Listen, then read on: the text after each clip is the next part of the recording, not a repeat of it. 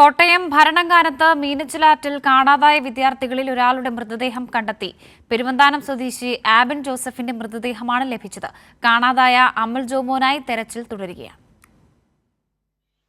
ശനിയാഴ്ച വൈകിട്ടാണ് മുണ്ടക്കയം പെരുവന്താനം സ്വദേശി അബിൻ ജോസഫും അടിമാലി സ്വദേശി അമൽ ജോമോനും മീനച്ചിലാറ്റിൽ ഒഴുക്കിൽപ്പെട്ടത്. ഇതിൽ അബിൻ ജോസഫിന്റെ മൃതദേഹമാണ് ഭരണങ്ങാനം അമ്പലക്കടവിന് സമീപത്തു നിന്നും കണ്ടെത്തിയത്. ഒഴുക്കിൽപ്പെട്ട വിലങ്ങുപാറ കടവിൽ നിന്നും 200 മീറ്റർ മാറി തെരച്ചിലിനിടെ കണ്ടെത്തിയ മൃതദേഹം മോർച്ചറിയിലേക്ക് മാറ്റി. കാണാതായ അമലിനായി പ്രദേശത്ത് വ്യാപക തെരച്ചിൽ നടത്തിയെങ്കിലും ഞായറാഴ്ചയും കണ്ടെത്താനായില്ല. ഇരുട്ട് വീണതിനെ തുടർന്ന് 2ാം ദിവസവും തെരച്ചിൽ അവസാനിപ്പിച്ചു. തിങ്കളാഴ്ച രാവിലെ തെരച്ചിൽ വീണ്ടും തുടരും. ഭരണങ്ങാനത്തെ ജർമ്മൻ ഭാഷാ ഇൻസ്റ്റിറ്റ്യൂട്ടിലെ വിദ്യാർത്ഥികളായിരുന്നു ഇരുവരും.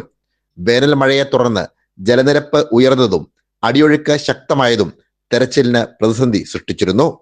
ഫയർഫോഴ്സ്, പോലീസ്, ഈരാറ്റുപേട്ട നന്മക്കൂട്ടം പ്രവർത്തകർ എന്നിവർ ചേർന്നായിരുന്നു സംയുക്ത പരിശോധന. സനോജ് സുരേന്ദ്രൻ, കൈരളി ന്യൂസ്, കോട്ടയം.